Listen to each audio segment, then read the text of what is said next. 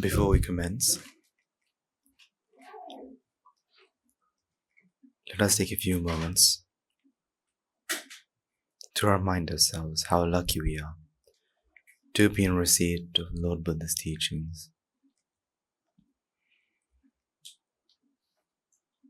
And with this immense gratitude, let's take a moment to worship the Supreme One, the infinitely compassionate One, the Sublime One, the Supreme Buddha. To do so, join me in chanting Namaskara 3 times. Namo tassa bhagavato arahato samma sambuddhassa. Namo tassa bhagavato arahato samma sambuddhassa. Namo tassa bhagavato arahato samma sambuddhassa. They say that it is human to make mistakes, but to forgive is divine.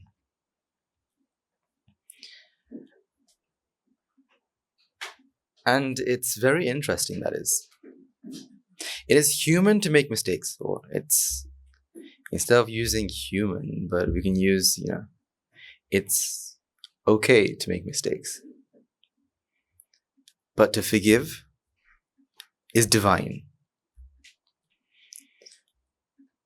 Something that we have to keep in mind, no matter what we do, is that mistakes can and will happen. And that's okay. Now, this is not saying that anyone's made a mistake. Right? Don't overthink about this. Right?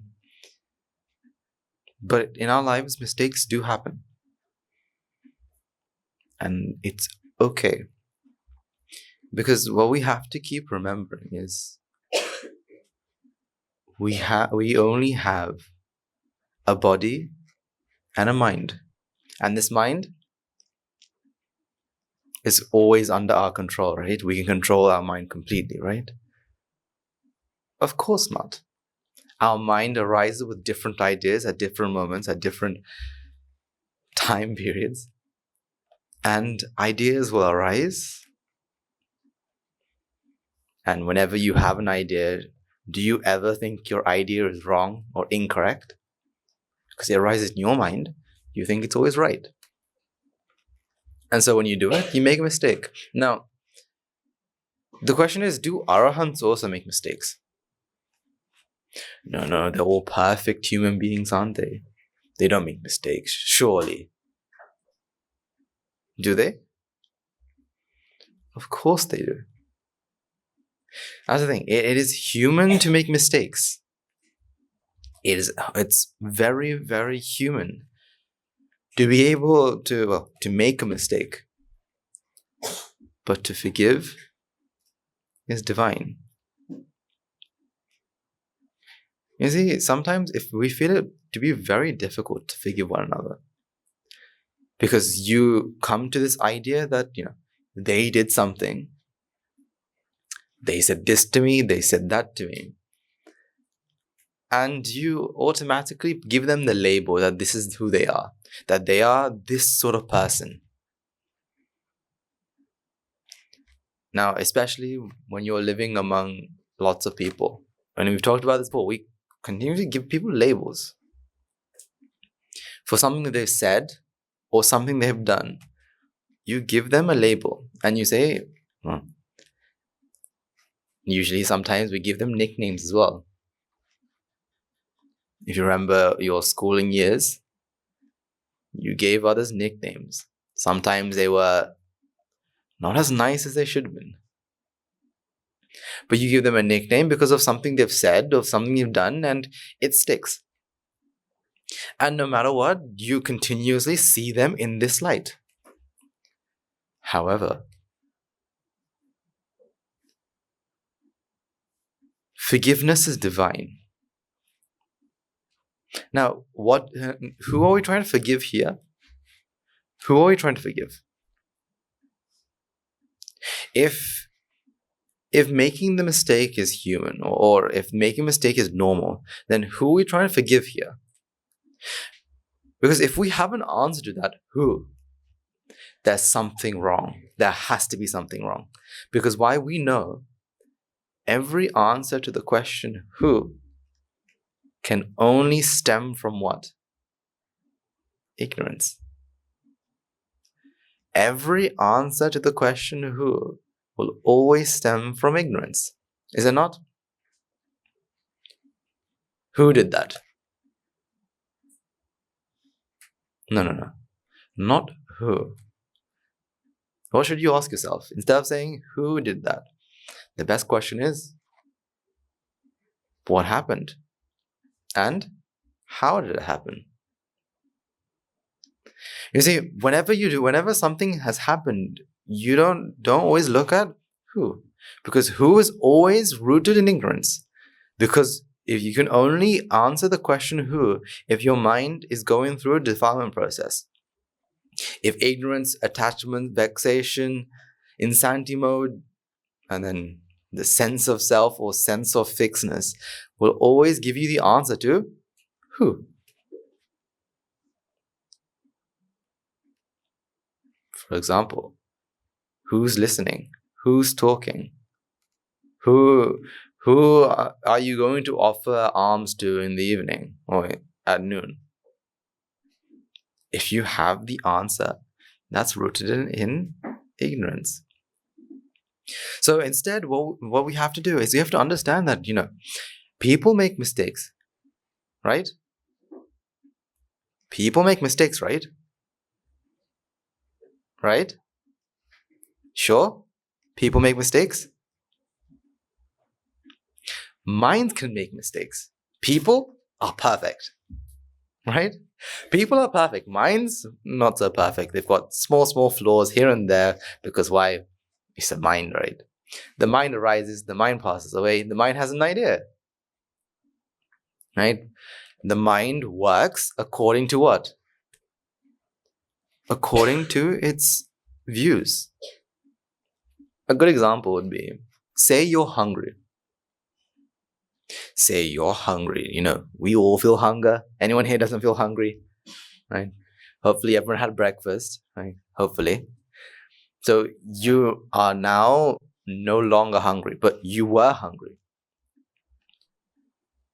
When you were hungry, let's say you saw a packet of biscuits, right, just lying somewhere on a table, not yours.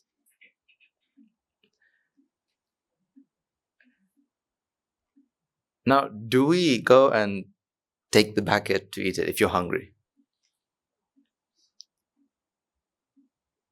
Now, your normal answer would be, no, I don't do that. I will stay hungry until I get, my meals. I won't go and take this biscuit and eat these biscuits because why? That's not who I am. But that's not how it works, is it? See, what we have to remember is, doing something isn't entirely because you are doing what is always right. So in science, they call it the animalistic mind, right? Inside of each and every one of us, because we evolved from animals, therefore we have instincts, animalistic instincts. So if you're hungry and you want food. If you're thirsty, if you're scared, your body will go into an instant change of going to get it. Then we have a more intellectual part of our mind or part of our brain, which is looking at, is this good? Is this bad? Should I be doing this? Should I be doing that? And in the middle of all that is, they call it the operator. Should I do what the animal brain is saying, or should I do the intellectual thing? And so people come to this idea that, all of this is controlled. There is the operator that controls whether I'll be animalistic, right? And, not think about anyone else and take the packet of biscuits, or I'll be the more intellectual part, and they'll say, this is not mine, this is that. But the mind doesn't work according to what we choose. The mind works according to the views that we hold. For example, if you hold the view, as I think most of you do, stealing is wrong, would you go and take the biscuit?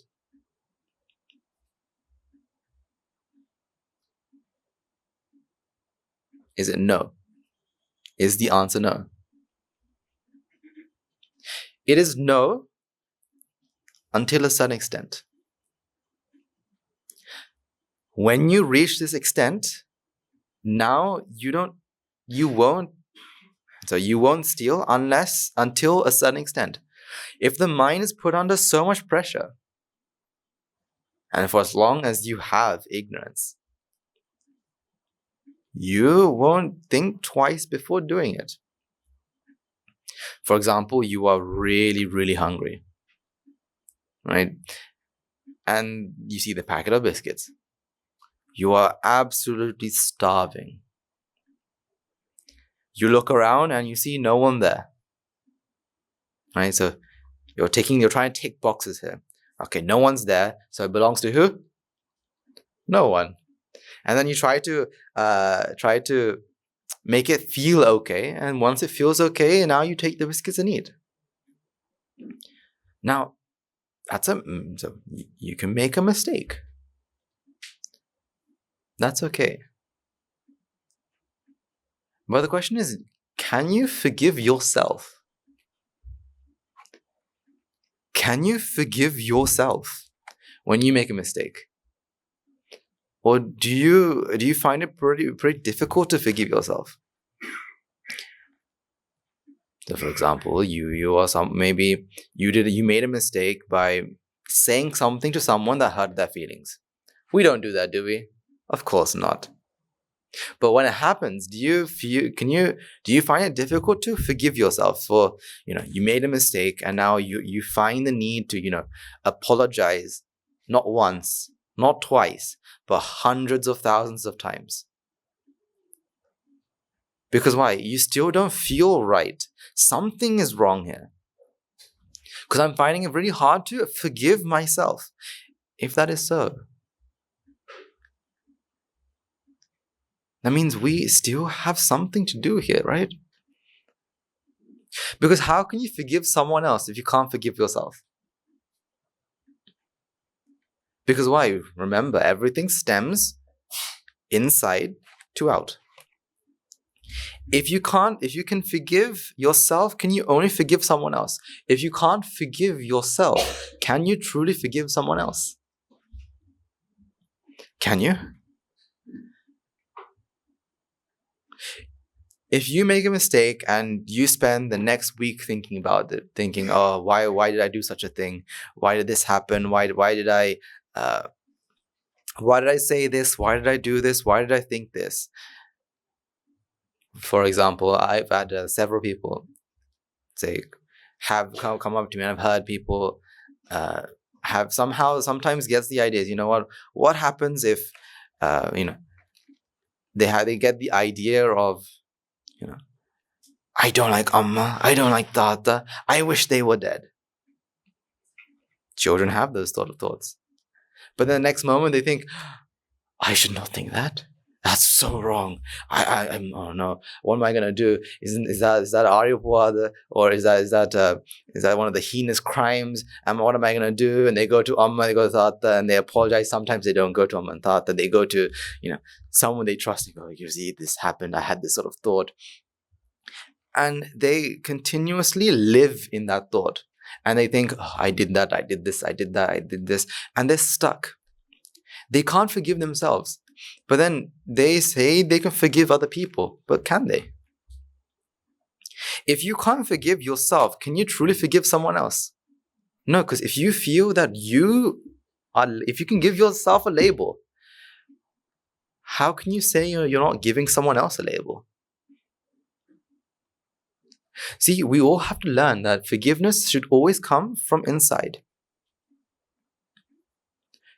Forgiveness should always come from yourself. You have to first forgive yourself. Then can you truly forgive someone else? Then can you only forgive someone else if you cannot forgive yourself? You cannot truly forgive someone else. It has to always come from inside. Because remember, the external world is a creation, or is a perception that the internal world feels. It's a projection. Which means what you are seeing, hearing, smelling, tasting, touching is part of the mind. So, if you can see a person and you can't forgive the person, how can you forgive yourself? You see, we have to keep understanding. We have to come to the understanding that this world is, number one, a mental perception, and number two, that everything happens according to its reasons. Everything happens according to the causes. When the causes align, does the effect manifest? So you doing what you have done, or what has happened, is what has supposed to have happened.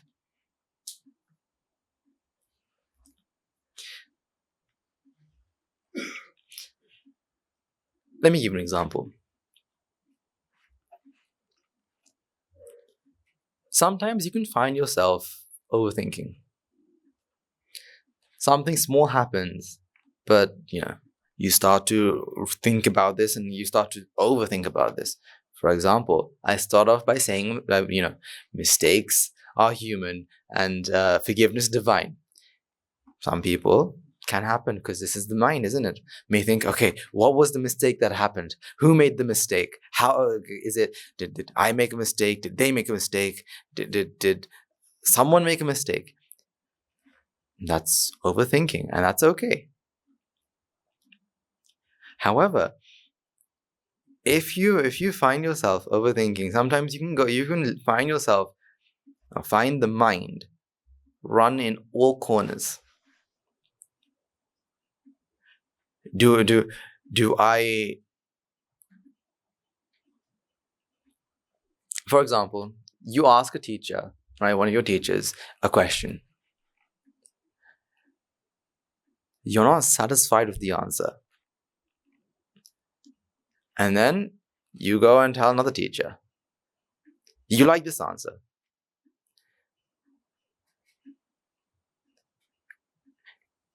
If you feel guilty that, I asked the question one time to this person, this teacher didn't give me a good answer, but it almost feels like I'm turning my back to them.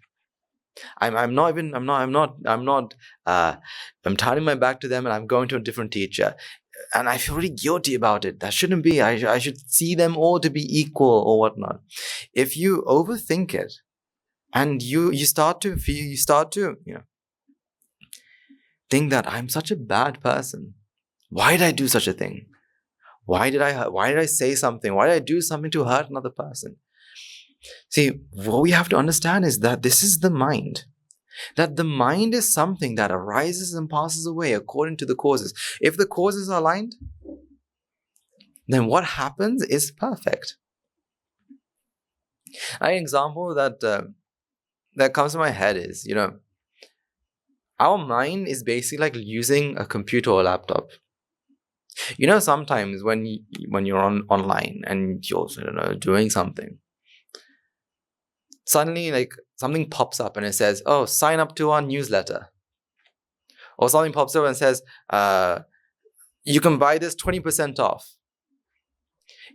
Are any of you annoyed at do you think that, oh, I'm such a horrible person because something popped up?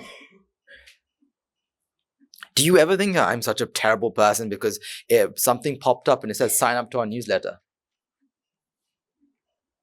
Or log into our website to get free benefits? Just because something popped up, you don't think that you're a bad person, do you? No, you think, oh, it's a pop-up. So what do? If you want to join their newsletter, you log in.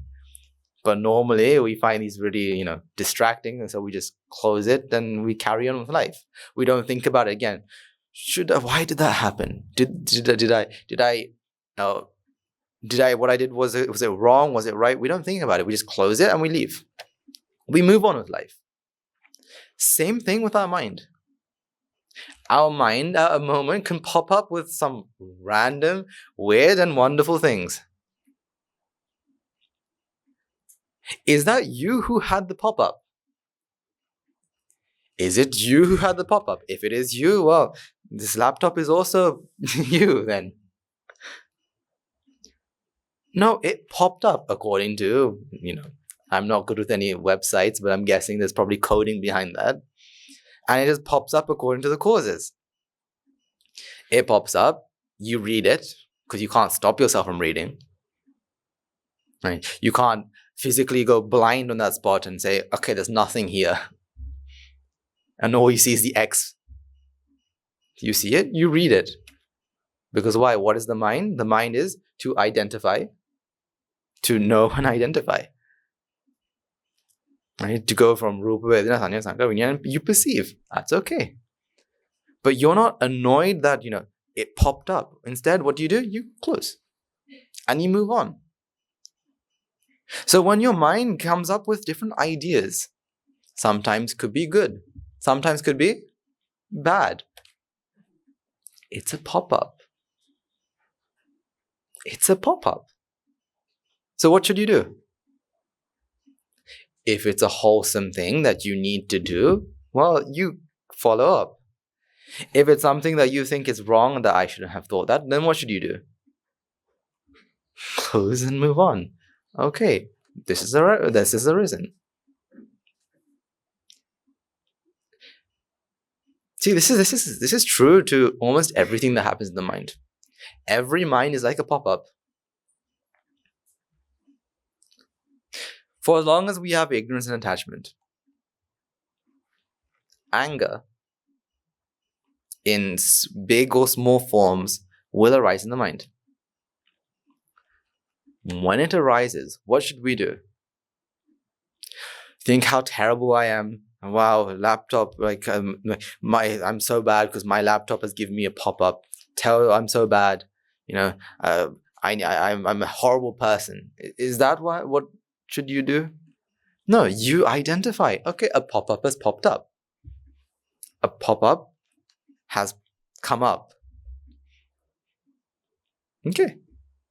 We identify that, I am angry. You identify that the mind has come and has arisen, and it's with dvesha. Is that a bad thing?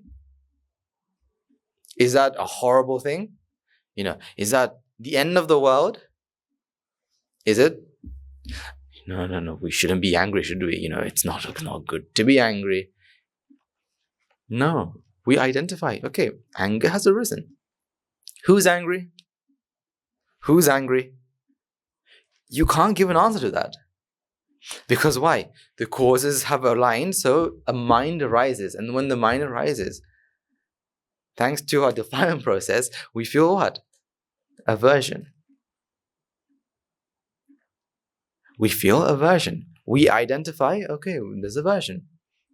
Now, all we have to do is look at the cause and effect nature of what? Aversion. Who is angry? Question is wrong. How did anger arise? Now you look at what? Ignorance, attachment, right? This gave rise to the vexation. Vexation gave rise to what? to the insanity mode. Insanity mode gave rise to... No. When we say insanity gave, when we talk about, ignorance, attachment, vexation, insanity mode to jati, or the sense of self, or the sense of fixed, or jati, don't they feel to be like different parts? As in,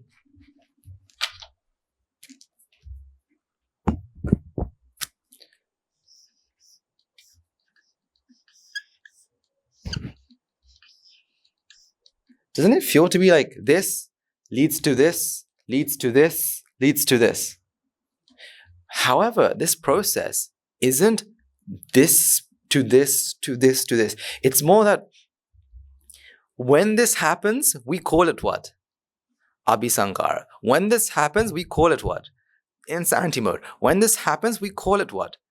Vexation. Not that, ignorance, because ignorance and attachment are almost conditions. The two of the conditions that take on, right? It's not that the mind is, after ignorance and attachment, there's vexation. It's not that this, then this, then this. Instead, when ignorance and attachments are factors of the mind, then the farmer process will use those two causes, or use those two factors to give rise to a different effect. And that effect we call what? Vexation. Or was it that vexation was created? Was vexation created? No, this is a process. So insanity mode can only be... Insanity mode is when the vexation goes on to a certain level. Like we say that when it goes to a certain level, that it flicks on, or as a safety process or safety procedure, it goes insane.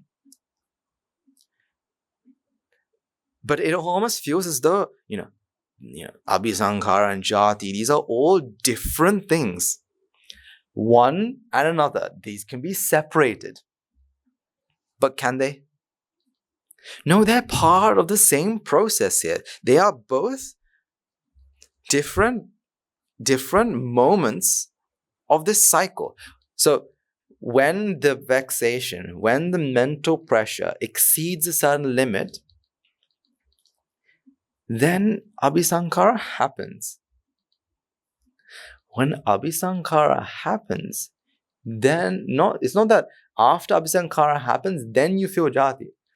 Because of the new cause, the effect changes, or the effect manifests. And we call that effect what? Jati. So coming back to this, so when you are angry, you automatically internalize that anger is part of me.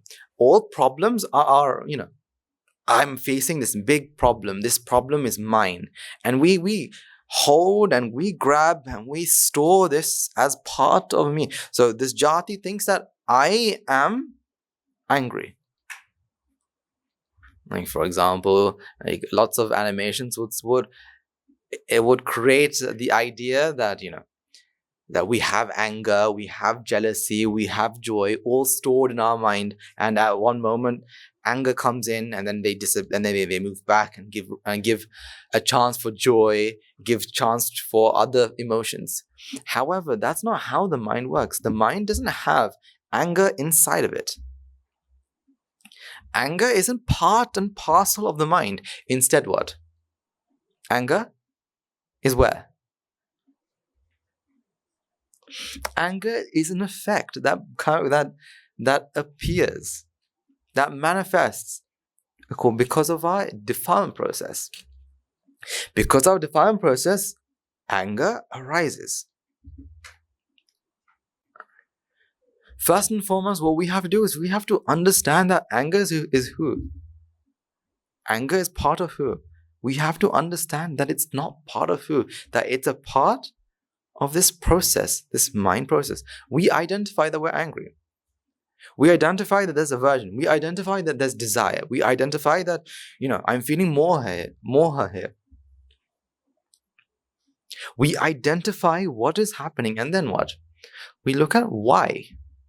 Look at the cause and effect nature. Because once you see the cause and effect nature, now you come and you think, oh, wait, this is all because of ignorance. Right? Normally, once you start thinking about the cause and effect nature, everything, so desire, aversion, delusion, is rooted where? From ignorance. And ignorance is not the reality of the world. Ignorance is not real, or not. When I say not real, it's that it's not something that is true. That's why anger is wrong.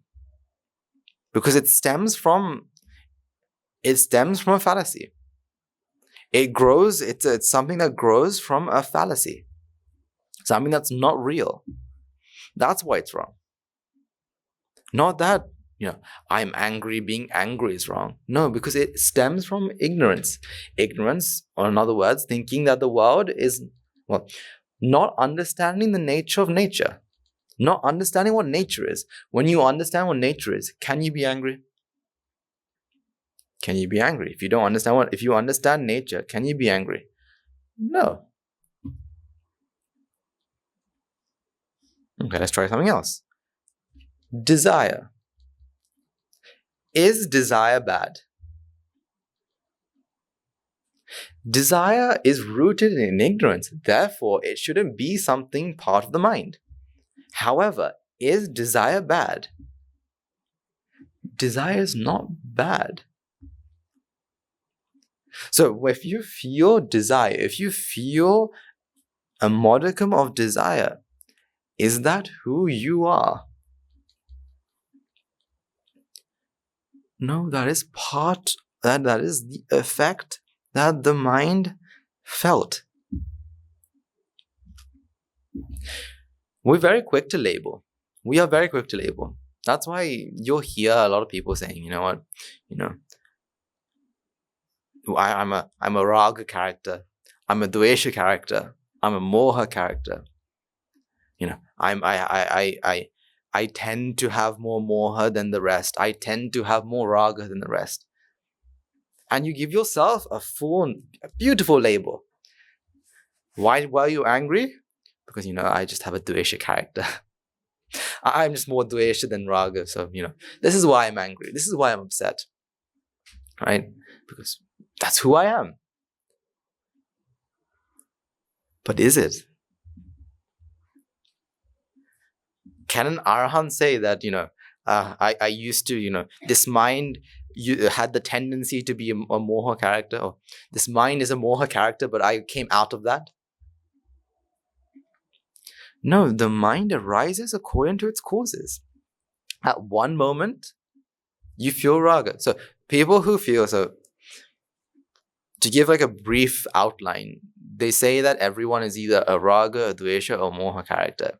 And they do say that people who are more of a moha character find it more difficult to attain nibbana. Because why? Moha is like ego, it's pride. People who are raga and dvesha, these are what a lot of people tell everyone. That, dvesha is very easy to see. You can see if someone's angry, right? Desire is less than that. So if you have aversion, if you're a virginous, or if you are the adjective of aversion character, it's easy to attain nibbana, because why? It's very clear that you're angry, and therefore your teachers can help you, and you can do this. If you're more of a desire person, well, it's very easy, because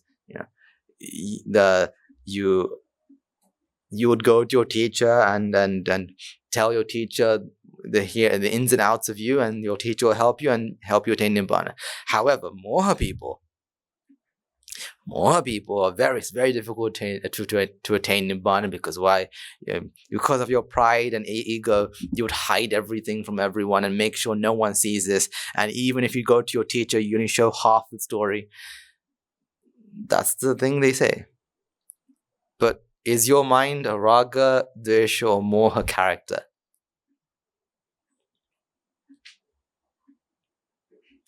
What is your mind? Which one is your mind? Hands up if you're a raga character. Well, none of you should have your hands up. Hands up if you're a dvesha character. Hands up if you're a moha character. No. At one moment, the mind will arise. And the mind will arise with different levels of raga, dvesha, moha.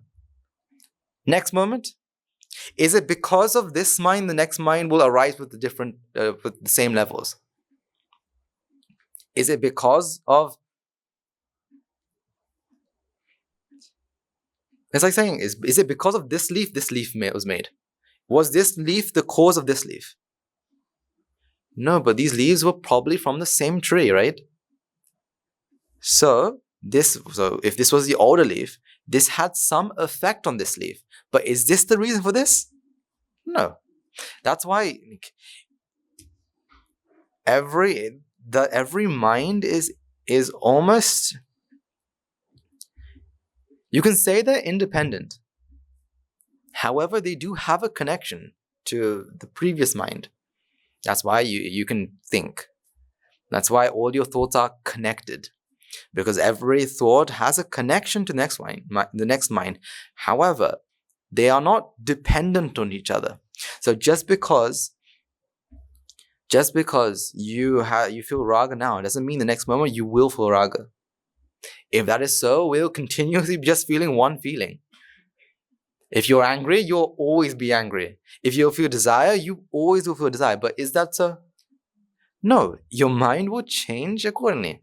For example, now what? Is your mind feeling desire, aversion, delusion? But it will change. And for example, if we got some glass and we drop the glass, I don't know, you hear the sound of babies crying. Some people find the sound of babies crying like unbearable. Unbearable. I remember certain friends, if we were in a public place and they hear a baby crying, they have to leave the room. And then they can't handle it. So if we had a baby cry now, do we still feel the same feeling that we felt? No. Because why? The mind is what? Cause and effect. Cause and effect. Well, we have to continuously come to this idea. See, this is the thing. Whenever you're doing whatever you're doing, we should always have this feeling that, So this is a question that a lot of people ask, and myself has also asked this question. Because so to my teachers, I've been like, sorry, answer. How do I practice the path while, say, doing this? So how do I, I say, for example, I've been given this responsibility. Say, for example, my responsibility is to sweep this area.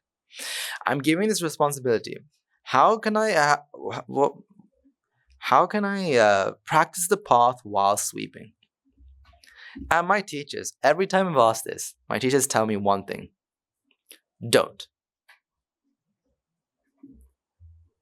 What do you mean, don't? Like, aren't I supposed to be practicing the path while sweeping? They say, don't. When you're doing what you're doing, focus on what you're doing. And simply ask yourself, while you're doing it, ask yourself, who's doing this?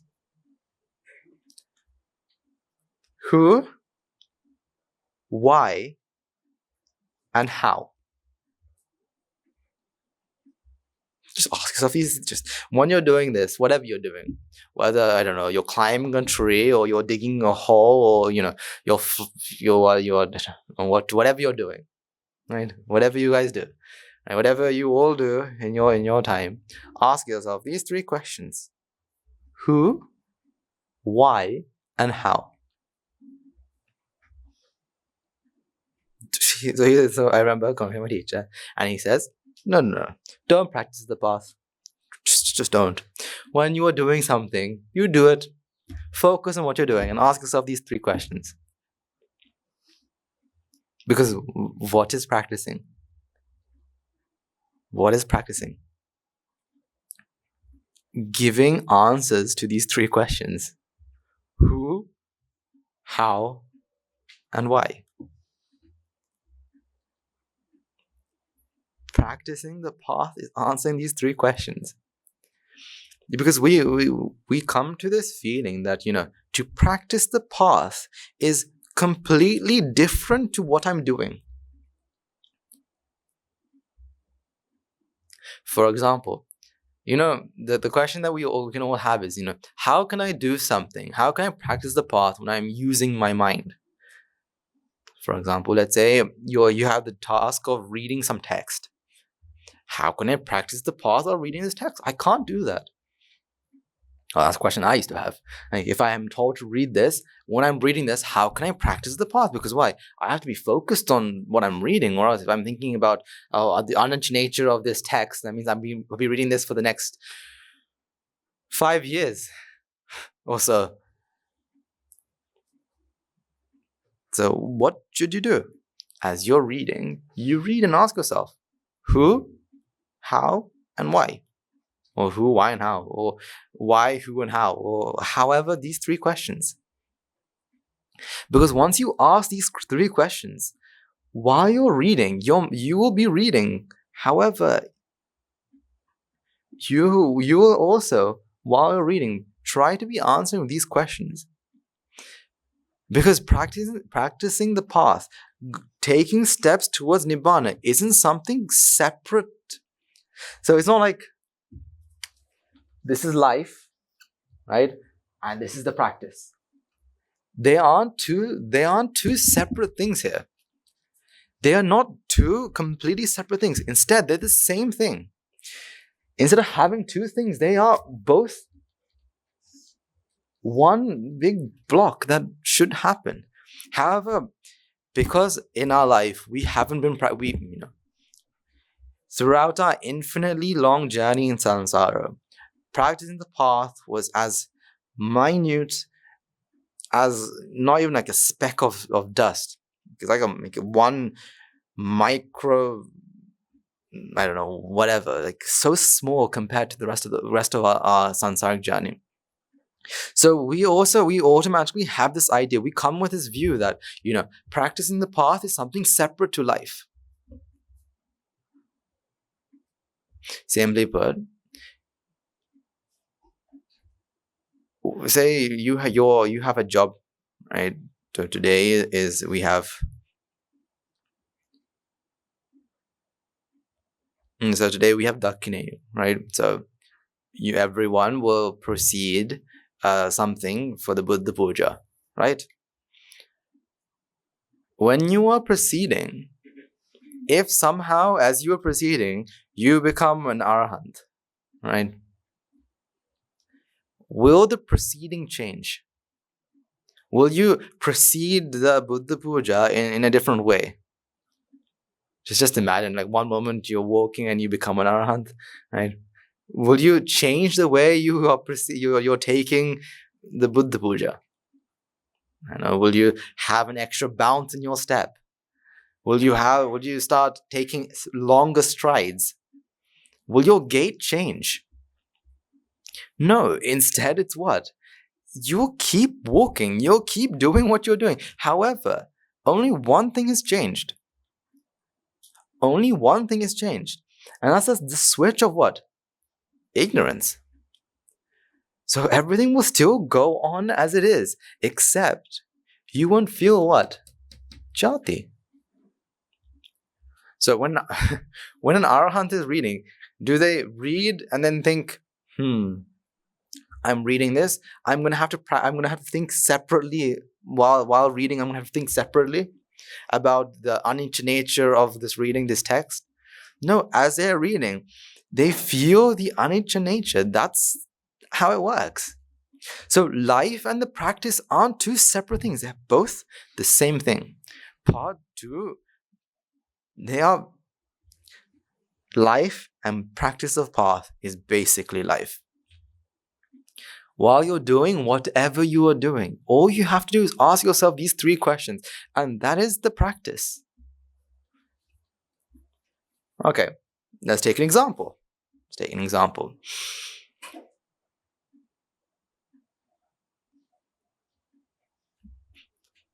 Best example.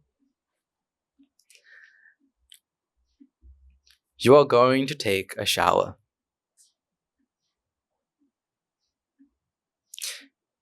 I remember I used to have this question. Is water wet? Is water wet?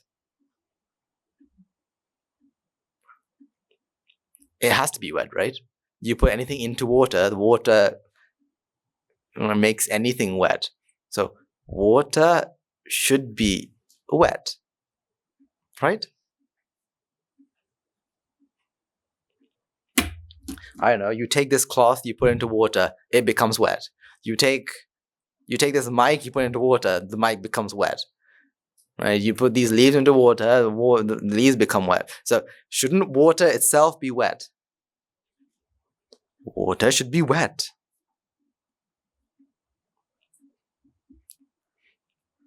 Or before you take a shower or take a bath, especially in Sri Lanka, right? You automatically have this idea that the water is what? The water is what? Cold. It's cold. No, it's just cold. And then you put your hand in and you think, no. It's too cold. No, I can't. And then you close your eyes and you jump into the water and you're like, oh, okay, good.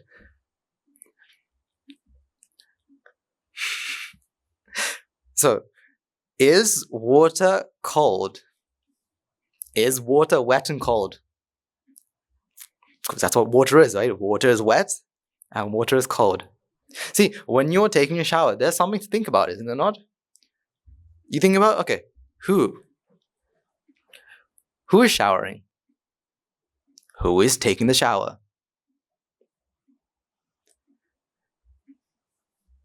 Okay, I'm moving across, right? And I see,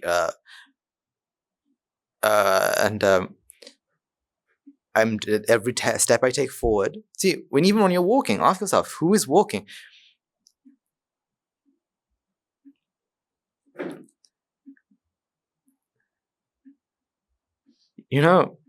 The human body is one of the most amazing pieces of life or of the world that you'll ever, that I've ever learned. Because movement itself, you being able to walk, it's almost like a miracle, is it not? You don't think about it. All you do is you think, I'm going to walk forward, and your body complies and you're moving forward.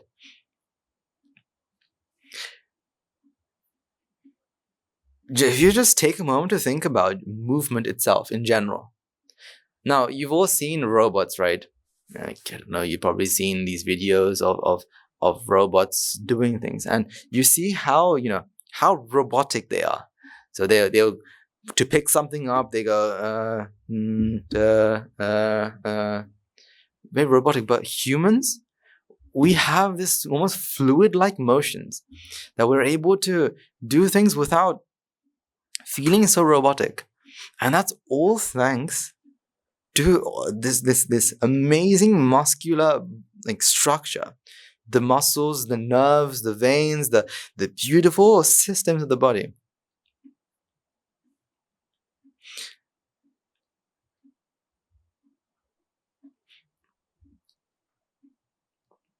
And sometimes it seems like magic. I'll tell you this, and I think I'll show you. Next week, I'll show you the video of this as well, because it's amazing. There's a certain protein in the body, and there are trillions. And I think it's like over 1 trillion of them in every cell, and they walk. These proteins walk. I know you probably won't believe me because you've not seen it. They have 2 legs, and they walk from one side of the cell to another automatically, right? They walk, and they have a massive they have a massive bag of stuff they have to move.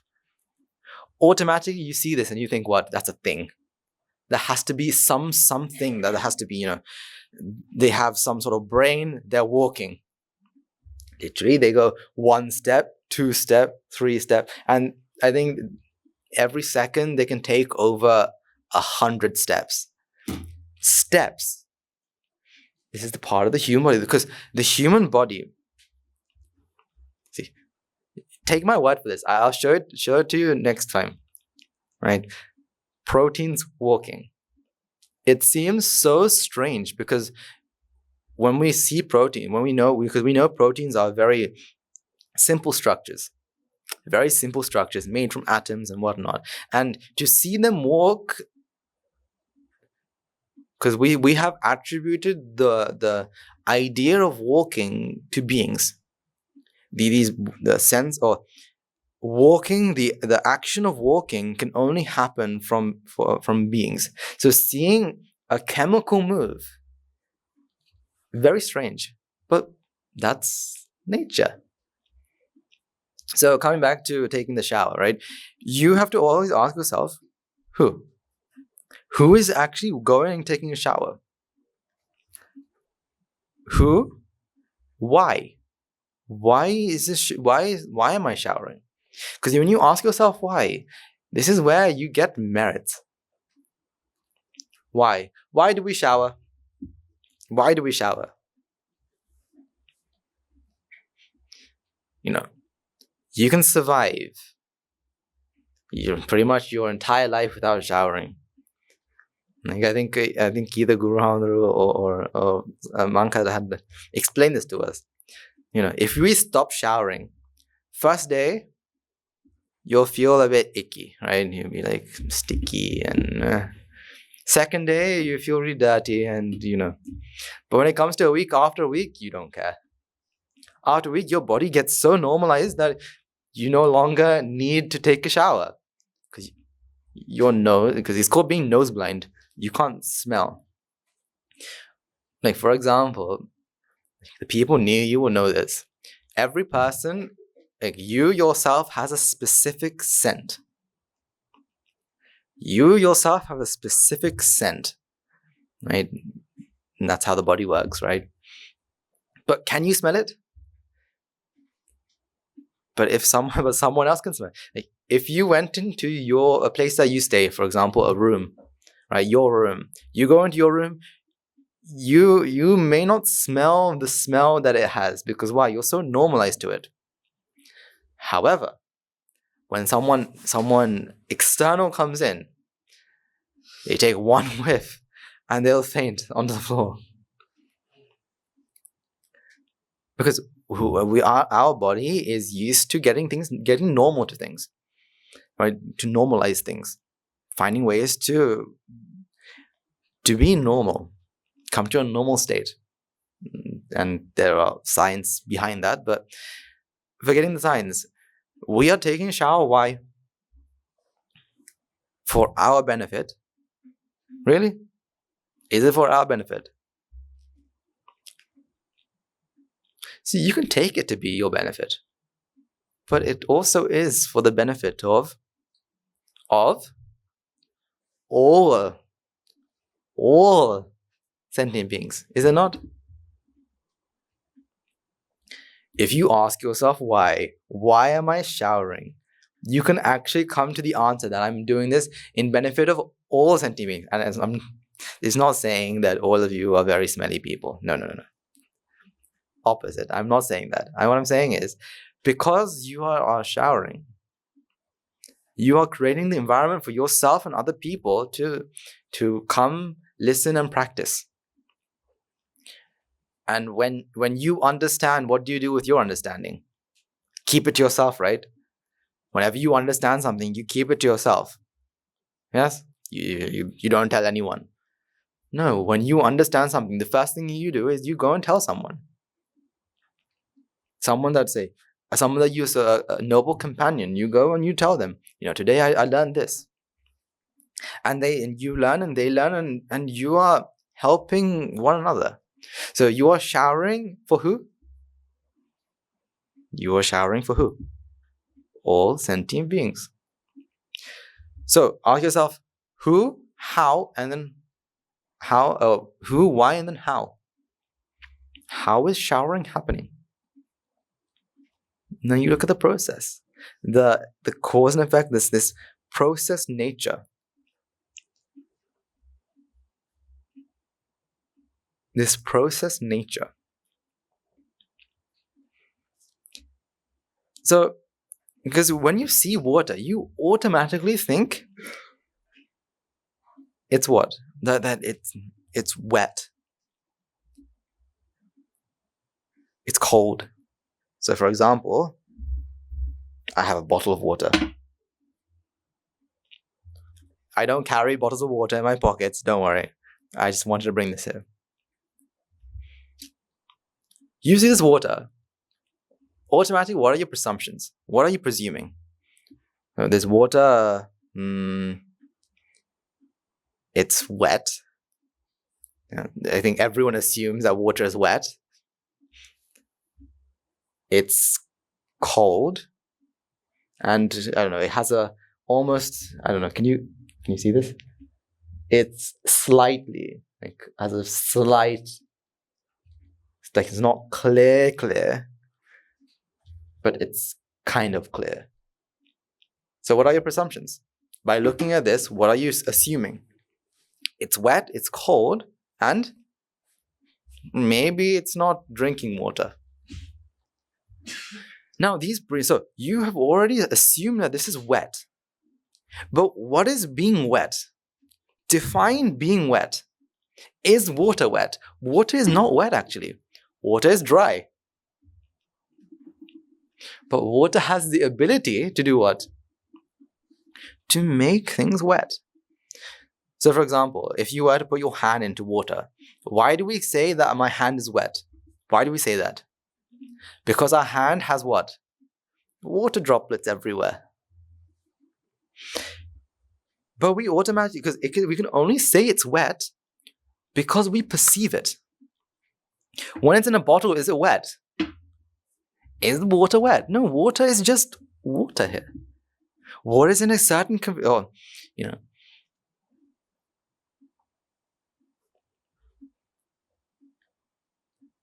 sometimes you see something and you think, you automatically think it to be, sticky. Because when you see something, so you see a liquid on the floor and it looks wet. Right? It looks wet. Sometimes you can automatically have this idea that this is sticky, that this is cold, that this is, this is like this is like that. And we have these pre-assumptions. Therefore, sometimes we come to this idea that we don't like this. We don't like the cold, do we? Lots of people don't like getting into cold showers. If it's a hot shower, then it's okay because it's warm. But cold, no. That's why you have to force yourself to jump into the cold water, because you don't like the cold. But that is because you assume that all water is cold. But cold is something that happens what? Cold happens when your body comes into contact. So coldness is what? A mental perception. Wet is what? A mental perception. So when water is in a bottle, is it cold and is it wet? It's only when it comes onto your hand can you say it's cold. So for example, I can tell you this is not wet. Oh, sorry. I can tell you this is not cold. Because it's been here, although this used to be hot water. Oh wait. It's not cold or warm, it's normal. It's like room temperature. So we automatically come up with these pre-assumptions. For example, now if we were to touch, say, something that's metal, is metal hot or cold? So this is I think aluminium. If I was to touch this, is metal hot or cold? Or if I was to give you two materials, if I was to give you plastic and I was to give you metal, which one is colder? Normally when you touch, which one is it cold? So we have got metal and we've got plastic. We have two materials here. Which one seems cold and which one seems like normal? When you touch metal, that is cold, right? But then when you touch something like plastic, that is normal. But if we took the temperature of both these materials, which one is actually colder? Which one is actually colder? Actually, these both should be 26 degrees Celsius. If these are correct. That these both should be, and the temperature should be 26 degrees Celsius. Everything here should be 26 degrees Celsius. However, when you touch metal is cold. Why is that? Why is that? Why is metal cold? Because metal has a quality. And that quality is what? Metal has the quality of conducting. So because our senses are to sense the outside world, right? So when we are to touch something, metal has the ability to conduct. So it takes your heat, or not your heat, takes the heat from the hand and absorbs it. Because that's what metal can do. Because of the lack of heat in your hand or next to your senses, you say it's what? Cold. But then this is an insulator. So you touch this, will the heat be absorbed? No. So you touch this and you say, oh, that's room temperature. But we automatically have this assumption that this is cold. However, this is what? This is the same as this, temperature-wise. So even with water, is water cold? Water also has the quality of what? Conducting. You put your hand inside, we've all learned this. This is why you can't fry with water. I've always had this idea, as a small kid, you see amma, right? You see your mothers putting oil into pans and frying. I've always asked, why do they put oil? Can't they do it with water? If you heat water up, can't we fry things with water? But you can't. Why? Because water takes a lot of energy to heat up. Whereas oil doesn't. So water, that's why we sweat. Why do we sweat? Good. So people who go to school, you should know this. Why do you sweat? Why do we sweat? Because what does sweat do? It cools the body. How? You put this layer of liquid on the way of layer of water and salt onto your body, and then what? It evaporates, taking the heat with it. So water seems cold because why? It takes heat. But is water actually cold? Is water actually cold? See, we have to ask ourselves, is it? Is it cold? So you going into a shower, into a cold shower, is the water cold? No. I think the best something that happens, especially in the monastery, is that some of our waters, our showering water sources, are outside in the sun. On really sunny days, and you take a shower in the night, you are literally bathing in warm water. But no matter what, you look at it and you think, what? This water is cold. You're like, okay. And when you put the first bucket, or you turn on the valve, right? You feel the warm water and you're like, okay, good. Some days, even though it's really sunny, but it's like rained, you touch the water and you are so surprised that it's water. Why? It should have been ice. It's so cold. Again, why do we come up with these assumptions? It's because we give the attribute of cold and wet to water. But is water cold and wet? Is water cold and wet? Is this cold? No, this is a mental perception that we project onto things. What we have to do is we have to ask ourselves. You see, practicing the path is just asking these three questions. No matter what you do, no matter what you see. Who, how, and why. Who, how, and why. Just ask yourself. Ask yourself this today, tomorrow, next week. Ask this until you die. Who, why, who, how, and why. 3 questions. That is practicing the path. Because to answer these questions, what are you going to have to use? Anicca, dukkha, anatta. Is it something separate from your life here? No, of course not. This is part of this should be part and parcel of what we do in every day. You see, today when I had my last teachers meeting, I felt very fortunate. Very fortunate.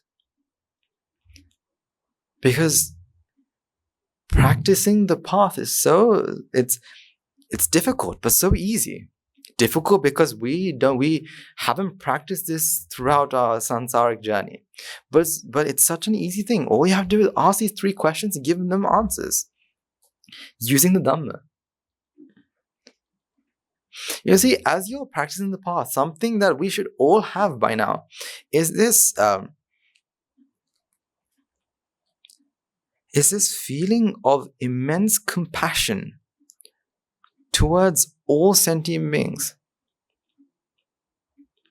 In other words, we should always be feeling this Mettá, this loving. It's not loving kindness. This loving kindness to every single person. Shouldn't we? Because every single person around us is feeling what? What are they feeling? What are they feeling? They are feeling jati. They are feeling this sense of self. Meaning what? Each and every person is suffering. You know how we have the Aramaiti meditation? Actually, this shouldn't be a meditation. Aramaiti is something that comes from inside. It's something that comes from it's internally something that you think about. Because once you understand how much suffering that you are going through, automatically you think about the people around you. When you understand that jati is creating all of this, is messing with everything here, you automatically think about the other people around you. Now, all of you, I know, have this. That's why whenever you see someone from another country, right, or someone from outside the monastery come in, automatically, all of you give them your 100%. I've seen this. Whenever someone comes in, I will see the Shravikas who has to go up and talk to them. And it's such a wonderful sight, because why? They are trying to help the other person to the maximum they possibly can. Out of compassion. Because we should, by understanding the Dhamma inside of us, should continue, by practicing the path inside of us, our Maitri should continuously bubble. Metta should always continuously bubble, no matter what. As you are practicing, you should always, it should be something that happens naturally. Think of us, right? So in the Ara Maitri meditation, right? The English, it says, "May I and all beings in all worlds be free from the fire of desire, aversion, delusion, jati, and all of this." Yes, it's a meditation. However, it should be something that comes from inside of us. It should be something that comes from the very core of us. Because why? Once you understand the problems that you are facing, other people are facing it too. Other people around you are facing it too. This is why the Buddha says, use metta to like a vehicle. Use it, practice it like a vehicle. Morning, night, doing whatever you're doing, use it like that. Because why? It's something that you can do all the time.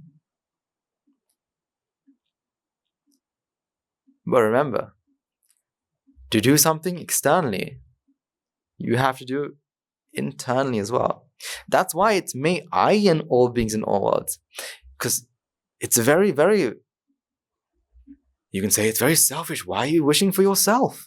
Shouldn't you wish for other people? But you can only wish for other people once you wish for yourself. May I and all beings in all worlds. Because why? It's only beings that are suffering, aren't they? Is this bottle of water suffering? If I drop this onto the tile floor, is this bottle going to suffer? Or the bottle be like, no, don't throw me onto the tile floor. I don't want to shatter. Would you ever hear the bottle say this? No. Instead, what? Beings meaning minds with ignorance and attachment are constantly on fire, are constantly in this state of what? Jati. See, may I and all beings in all worlds be free from the fire of desire. If you think about this, just by thinking about, you should be able to think about that one line for hours, shouldn't you? May I and all beings in all worlds be freed from the fire of desire. That one line, you can actually think about that one line for the rest of your journey, can't you? Inside that, it has Nibbana inside. Your entire journey is inside that. Because why? Our Maitri is something that we should have from within. Our Maitri should be something that's constantly in our minds. Whenever you meet someone, whenever you do anything with anyone, you should constantly have our Maitri for yourself as well as the other person. See, when you help someone, ask yourself again, why? Why am I helping this person?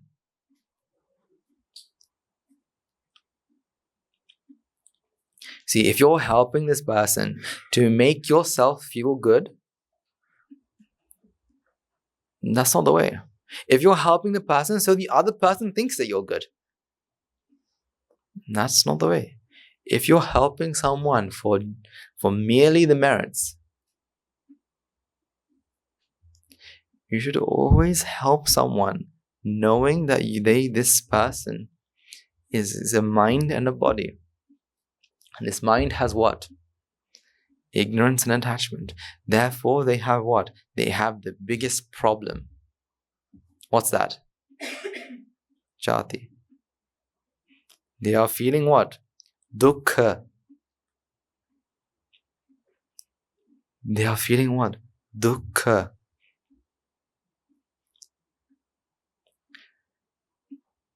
And therefore, you should help them with your entire heart. Your heart, and give them your entire heart and soul. Because why? They are a mind that is suffering. Just like your minds have jati, their minds are also have jati. Therefore, they are also in a lot of what? Vexation. So use it as a vehicle. So whenever you associate anyone, or whenever you're by yourself, one part of your practice should be Ara Maitri. If you really think about this, every time you practice your path, it should always at one point turn into the Ara Maitri meditation, because you realize when you're practicing, you realize the amount of suffering that you're in. And if you're in that much amount of suffering, then what about the person next to you? The person in front of you, behind you, the person that is, in a different room. They are also the same. They are also the same. And if you have Ara Maitri to be a habit, something that you continue to practice, now no matter what anyone says, you can't be angry. Because why? You realize why they are saying this. The Buddha's Dhamma is perfect in the beginning, middle, and end. Because everything is connected to one another. You practice anicca, Ara Maitri will take place. You practice Ara Maitri, anicca will take place. You practice dukkha and anicca and Ara Maitri, and all of them are so connected because they're all talking about the core principles. They're talking about the nature of nature, and when you are talking about the nature of nature, then beings with minds. Then when you think about beings, or when you think about minds, the next thing comes in your head should be Ara Maitri. And then it's not merely just words. It isn't simply just words. May I and all beings in all worlds be free from the fire of birth, be free from the fire of decay. It shouldn't be just words. These should be feelings that are deeply rooted in the core of your heart. Because once you do that, you become like water. You become like water. Because if you think about this, does water choose who to help? You did some work, I don't know, let's say you were doing some work and your hands are muddy. When you wash your hands, does the water, if you're washing your hands, does the water avoid your hands. When you wash your hands are dirty, right? It's got lots of germs, lot of lots of right? Does the water decide, what is this? I don't want that, and decide to change its direction? So water always falls downwards, but when you wash your hands, it falls sideways. Does it do that? No, because water is something that helps no matter what. Water is something that helps no matter what. You washed your hands with, let's say, you had the opportunity to deal with flower essence, right? The essence of a flower, and your hands smell like roses and jasmines and whatnot. Now, when you wash your hands, does the water wash it extra? Does it go through your hand and then come back and go through again just twice, just in case it missed an area? No, water is something that will take an effect no matter who, no matter what. You wash this, it'll be washed. So if I took this water and poured it on this, it will go into this. If you put it onto an object or onto a person, water will be the same. We'll see them no differently. And there are objects that are, water loving and water hating, hydrophobic, hydrophilic, and that's okay with water. Does water think, this doesn't like me, so I'm not going to go near it? No, you put water will go. Depending whether this item wants it or not, that's the item's choice. But the water will help no matter what. See, we have to have the mindset of water. Think about this, right? This water, I remember, and lots of households as well, they have fish in a fish tank. I remember once, I think a friend of mine or an uncle of mine had come up to me and said, why do you have fish in your home? Like, don't you think the fish would like a bigger fish tank, right? Or, you're trapping it in such a small area. If you were to put it into the ocean, don't you think the fish will be happier? Because why? Because we want to be, we think that the fish wants to be free. That when it's in a cage, that it's trapped. But when water is in a bottle, is it trapped? Is this trapped? I don't know. We dig a hole. We put this bottle into this hole, and we put it into a time capsule. Heard of those? You put it in a time capsule, and after 3 million years, you take out this bottle. Hopefully, the glass is still there. And you open the bottle. Will the water go, I'm free at last? Like the genie? Yeah. No, right? The water will be the same. Whether you use it, you store it, water is the same. But when it comes to you, if this happens to you, now what? No. I can't. You don't put boundaries. Don't cage me in. I want to be free. Don't tell me to not to do this or tell me to do this. I want my own decisions. See, water doesn't think that. See, we have to have the properties of water. Because an arhat's mind is basically like water. So, water is able to take the shape of its container. If I took this water and I spilled it onto the floor, it will try to take the shape of the container. But the container is too big for it to take shape, so it just lays like splat on the floor. You put it in a bottle, it will be in a bottle. You put it into a cup, it's in a cup. Does the water complain? Whether you put it into a bottle or put it into a cup, when you are thirsty, you drink it. Aren't you going to feel that's the same amount of... isn't it going to quench the same amount of thirst? See, we have to have the mindset of water. And water is an essential part of life. Without water, no, you can say goodbye to all of life on earth. Because water is essential. Without water, well, we won't be here. But does the water ask you to give it extra respect? So if I was to tell you, right, you need water not just for the body, but trees need water, you need water, I need water, bacteria need water, germs need water, viruses don't need water, but they need a host that needs water. That water is an essential key part of life.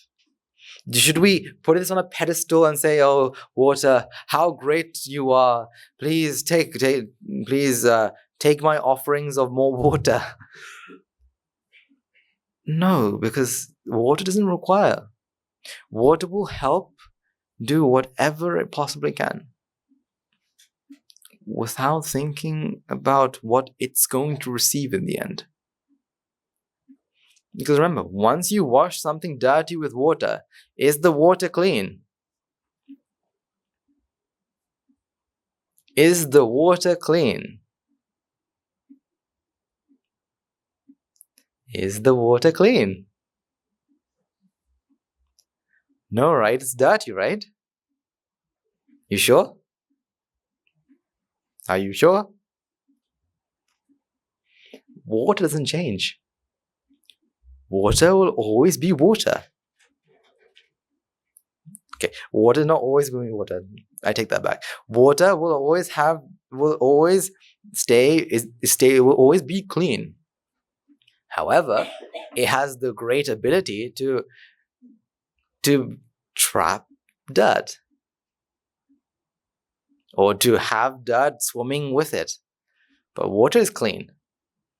Whether you put if you wash your hands with something, if you have something dirty in your hand, you wash it. The water isn't dirty. The water is still just water, but just has extra dirt in it. That's why you can filter it out. You filter it and you get what back? Dirty water? After you filter it, do you get dirty water? No, you still get water.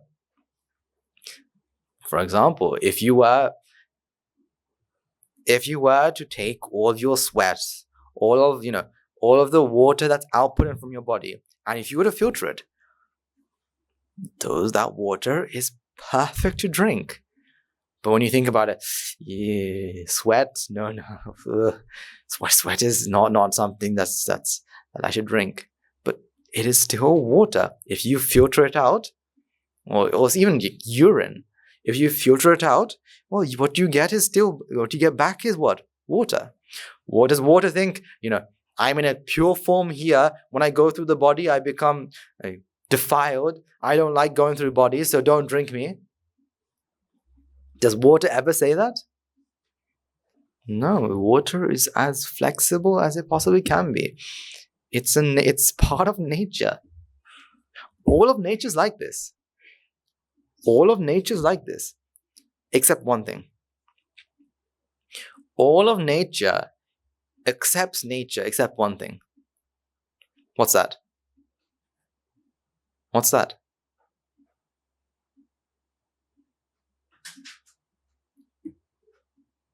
All of nature accepts nature except one thing. What's that? Minds. A defiled mind is also part of nature, but it does not accept nature. See, I remember growing, when you hear these stories of, these hippie people saying, we have to be one with nature. And I remember I have said to some of these people that they're crazy, that they're stupid, and then all this. But now I'm also the person saying, what? We have to be one with nature. Meaning we have to have the mental, we have to take the mind to become nature. We have to let the mind become nature. Because that is the quality of we have to let it become like nature, and then nature will take its role. So that's the thing. Whether this is coming back to where we started, we have to have our Maitri, right? We have to have this noble Mettá, something that's inside of our practice, something that we practice day in and day out. Is it something that we practice? It's something that should be inside of us, day in and day out. Whenever you are practicing, it should be a part of it, shouldn't it? Okay. Let's take the example of going into this cold shower again. While you're practicing this, our mind should also be at play here. What? May I and all beings in all worlds be free from cold showers? Is that how you should practice Mettá there? Aramaiti there? Noble Mettá there?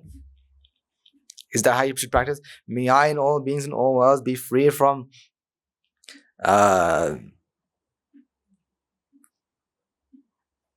may I and all beings in all worlds be free from mellum. May I and all beings in all worlds be freed from karavila, right? Bitter God. May I and all beings in all worlds be free from... No. That's not how am I... So, it's wishing other people not having this is not the answer. May I and all beings in all worlds be freed from standing in front of a stage and giving and giving a speech like I am. No, that's not what you should wish. Because is it bitter God that's the fault? Is it mellum that's the fault? Is it anything at fault? Or is it simply just ignorance and attachment? Simply just ignorance and attachment. So may I and all beings in all worlds be free from ignorance and attachment. There you go.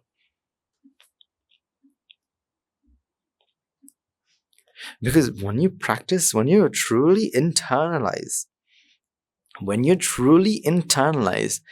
the idea that other minds with ignorance and attachment are as they suffer just like you. They are vexating just like you. Now, no matter what anyone does, you're truly okay with it. Okay? Someone comes in and they're very rowdy, right? And they push you over.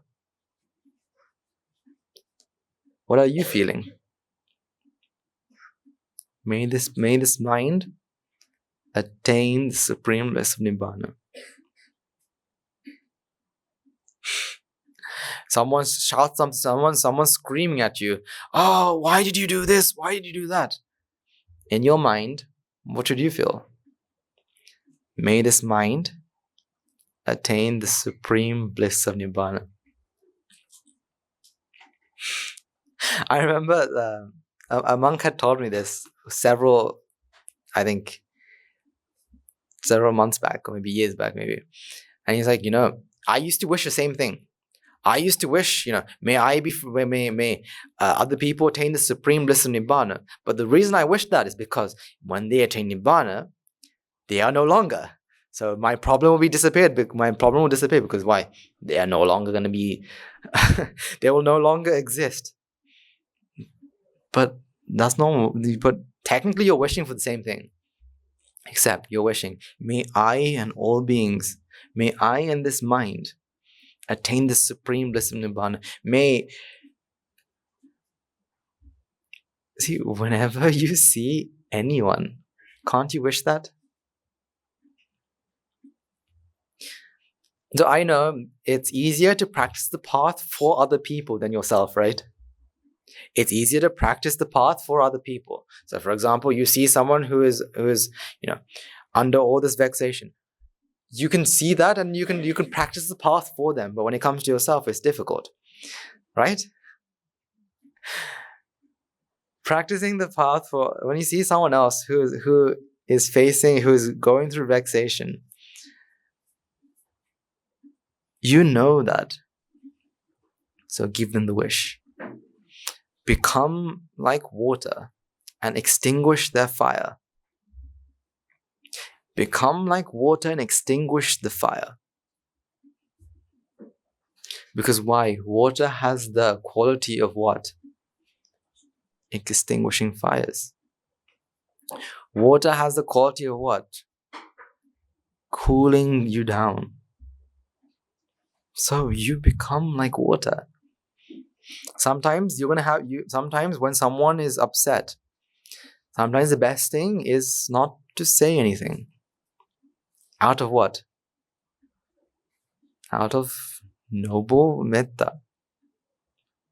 You don't say anything. Because why?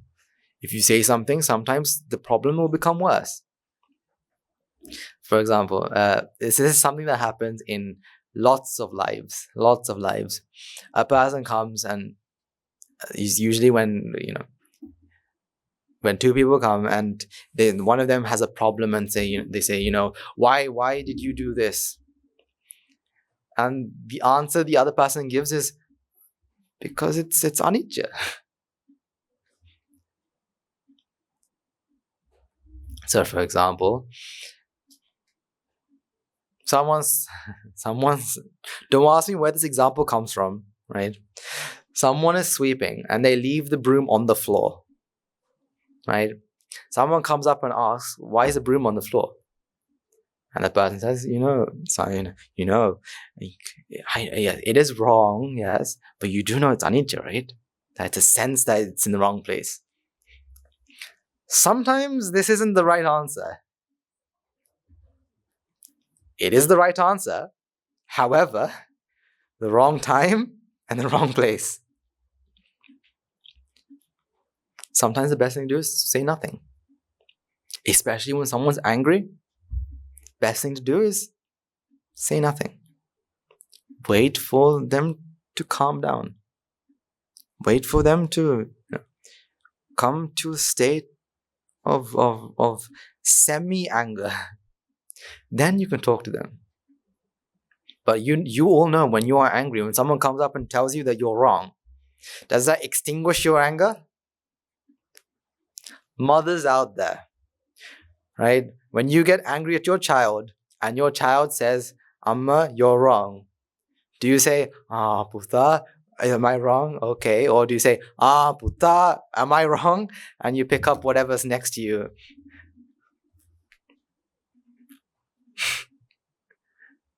Because when someone is angry, the best thing to do is to stay quiet. So something that I've seen lots of others do, especially our monks. When someone is in a problem, sometimes the way they help the other person is by agreeing. So, this person is such a bad person because because they did this to me, they did that to me, and you'll see them go, "Yeah, right? They're such a bad person." What are they trying to do? They're trying to calm you down so they can say, after a while, they'll be like, "But you do know that this and this and this and this." But for that to happen, you need to be in a state of calm. So therefore, sometimes they will agree. Sometimes, I feel that, sometimes like this that I feel that the Dhamma is always wrong. And you'll see them go, yeah, it could be, right? And afterwards they go like, "No, that's not, it's something, this is the reason why you feel that." But they will always try to calm you down before telling you something. Because why? We know when the mind is vexed, are we willing and are we open to hear? So this is the thing, when you see someone who is struggling with their battles, with their defilements, Sometimes the best thing to do is step back and let it happen. For example, like if it's wrong, you do tell them it's wrong. Don't get me wrong. If someone does something wrong, please do tell them they're wrong. But sometimes to tell them they're wrong on the spot is the worst thing to do. Sometimes the best thing to do is to wait for the situation to slowly reside, and then you go take them to a side and you tell them, I saw this happen, this was wrong.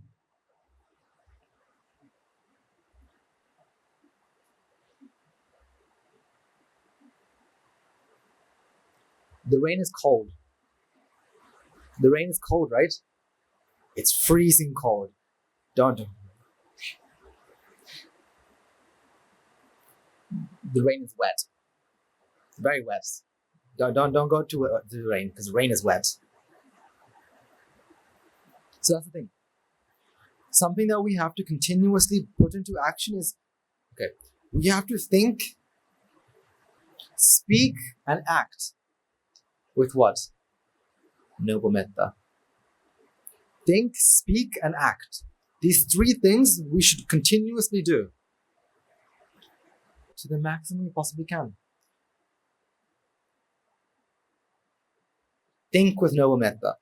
So when you're practicing the path and you come up with when you're solving your problems, take a moment to think that other beings, other minds out there are facing the same problem. All these beings have ignorance and attachment, and because of that, are they feeling these sort of problems?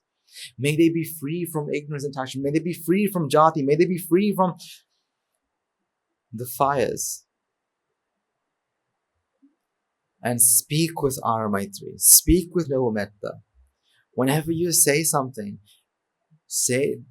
whenever you tell something to someone, make sure you are giving it with noble Mettá. Make sure you are giving it to the maximum you possibly can with noble Mettá. Making sure it doesn't hurt their feelings. And act with noble Mettá. See, these are the things that we have to do day in, day out. This is part of our practice. Every single day, your noble Mettá should increase. You should feel more Mettá every single day. Not the same as you felt today that you feel tomorrow. You feel next week, next month. Every day your noble Mettá should increase. That's when you know you're on the right track. Because you feel compassionate, you feel Mettá towards others. So if I was to give a quick recap of what we talked about today. Today we talked about, we started off by talking about what? To make a mistake, error is human, and forgiveness is divine. Whenever anyone makes a mistake, they say forgive and forget. You don't need to forget. Why? Forgetting? Well, you shouldn't attribute the mistake to a person. So you don't need to forgive and forget, just forgive. And forgetting will always automatically be part of that. And also we talked about whether water is wet. So today, when you go out, I don't think the rain will die down anytime soon. Ask yourself, is the rain wet? Is the rain cold? If it rains one day and it feels warm, should you be surprised? You go out and the rain, normally rain is cold, but if you were to go out and the rain is actually warm, should you be surprised? Should you? You shouldn't be surprised, because why? Cold, hot is part of what? part of mental perceptions. It's part of the mental perception. Whether this is cold or whether this is hot is part of your mental perception. For example, there are people who can't feel heat. There are some people who can't feel pain, which is dangerous because the body needs to feel pain. So there are certain conditions where your pain receptors in the body don't work. And so when they are doing anything, their body is in trouble. So I remember being told a story about a person who can't feel pain.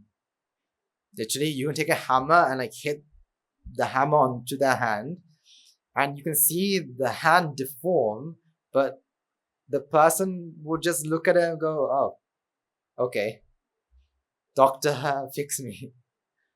But not because they feel pain, because pain is needed. Pain is part of the body. Pain is very important. So the person, I think it was something that someone has told me, that when they're cooking, so there was a person like this, she was cooking something, her hand was on the burner and she was cooking. Only because she smelled something off did she look and say, I've burnt my hand. What am I going to do about this?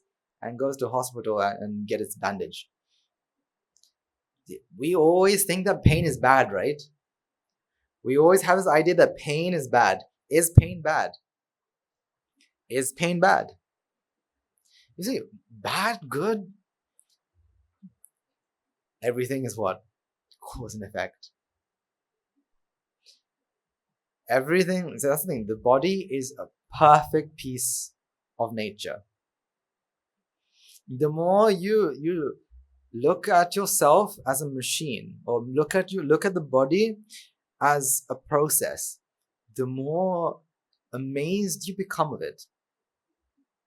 Amazed meaning it's not like you go, wow, the body works in such amazing ways. It's that you understand that there is no you involved. There is no you involved. That the entire body is cause and effect. So, and also we talked about 3 questions. 3 questions that you have to continue to ask yourself, which were who, why, and how. Whenever you do something, whether it's walking to Dakineyu, right?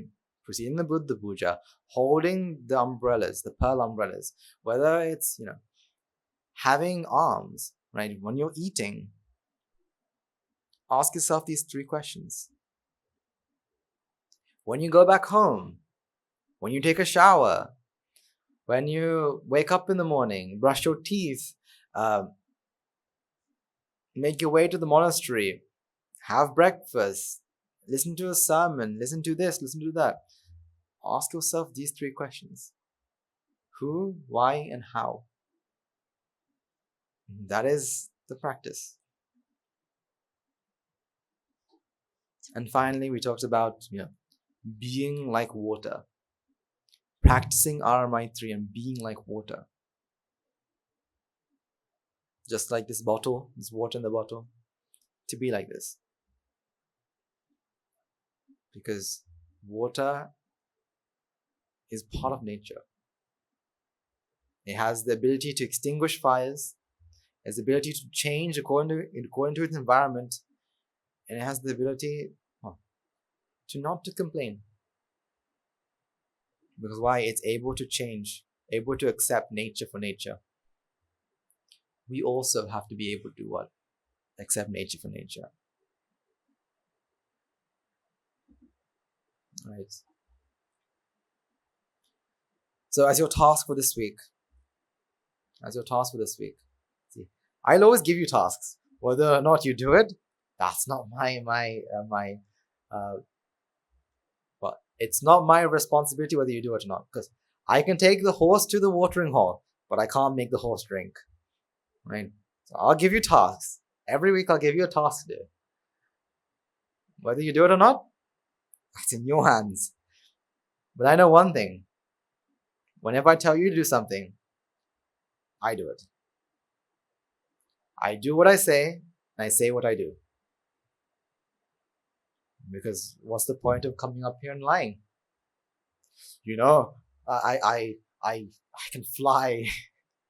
No, you would never hear any of our monks tell you something that they don't do, or they will never say what they do. They will never not say what they do, or not do what they say. Every single monk, not just monks, all of you, I sincerely know that all of you are the same. Because why? We are all children from the same Father, aren't we? So your task for this week,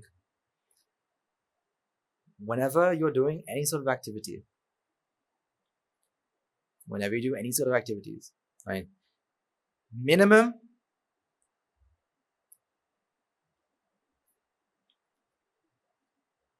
will be nice. Minimum 7, at least 7 activities.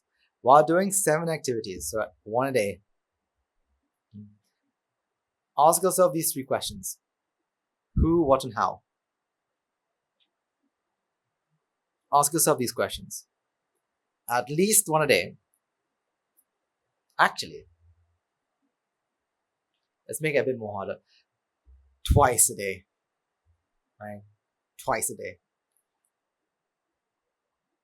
So by the end, by next week, you should have 14. But 14 is not a round number, is it? 14 is not. Okay, we'll give it a good, nice round number.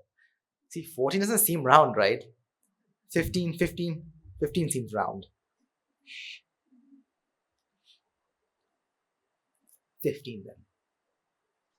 So you can either do 2 a day plus 1, or 3 for 5 days. It's your choice. 15 times. Ask yourself who, what, who, why, and how. And something that lots of, I think even you will do as well, but everyone in monastery does, is we do ticks. There's a reason why there's ticks. That's why you'll never be told to cross something out. I mean, this. It's always a tick. Why do you think we use ticks? Why do you think we use ticks? Because since we were little, we like seeing this.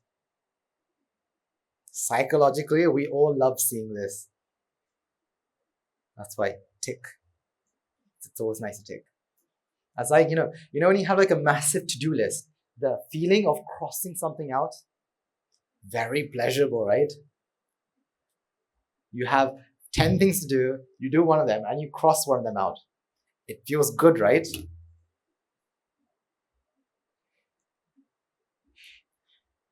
Use that.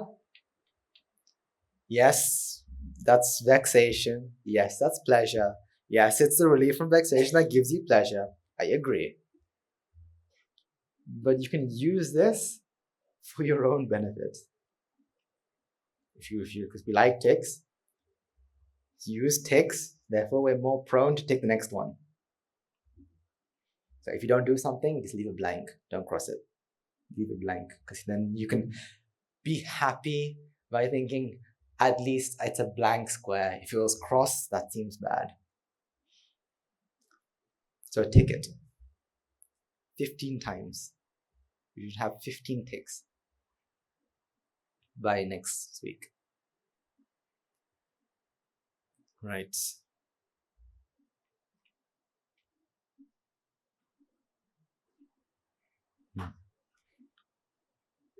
So practice that. Practice and practice and practice. Our time is very limited. So practice. Because we don't know when or what or how things will happen. Before they do, practice. And you'll be... And when something does happen, you'll be able to accept nature. Right? Let's take a few moments to transfer merits and conclude. Let's take a few moments to transfer all the merits we required by making offerings to the infinite virtues of the Noble Triple Gem, chanting Pirit, listening Dharma, and engaging in various meritorious deeds today. So first and foremost, let's remind ourselves how incredibly fortunate we are to be in receipt of Buddhist teachings. And with immense gratitude, let's transfer the message to Bhikshu, Bhikshunis, Upasakas, Upasikas, who since time immemorial have protected, preserved the sublime teaching of the Buddha and passed it down to a generation of a noble lineage in the form of the Tripitaka, which is thankfully available to us today to study, to understand, to comprehend Dhamma. Let's also take a moment to transfer message to all the members of the Mahasangha present throughout the world, including all prelates of all chapters, who have dedicated their lives to no path and committed themselves to the betterment of all sentient beings. Let's not forget, among them will be the monks and nuns resident in local temples and nunneries, who have always been by your side, through thick and thin, come rain or shine. So stay moment transfer messages to Guru Sannansi, as well as other monks resident at the monastery, as well as anagarikas attached to the monastery. So let's take a moment to express our gratitude to those who made great effort to disseminate the teaching of the Buddha, be that by transliterating sermons, sharing them out with others, inviting others to join them. May the power merits, if any have been born in the willful plane, may they redeem themselves in born in the blissful plane. May by the power merits, may they abstain from unmeritorious deeds, fulfill the meritorious deeds, fulfill the noble path, and attain the supreme bliss of Nibbana. Sadhu, sadhu, sadhu. Let's also take a moment to transfer all the merits we require to our devotees, friends of the monastery who, for sake of merits, continue to sustain the Mahasangha. This includes any of you who contribute to the construction of the monastery, to those of you who provide the Mahasangha with shelter, alms, rose, medicines, as well as those who pass on know-how and their well wishes.